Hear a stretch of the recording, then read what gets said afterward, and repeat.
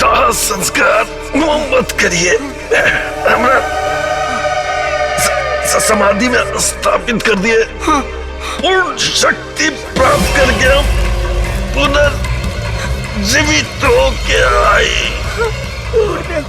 गुरुदेव हमके माफ कर दिया, जन्मों जन्म के मिले के वचन तोड़ के जाता नहीं। ऐसा मत बोली, हम अपन प्राण दे दे, बाकी रहो के कुछ ना होके दे।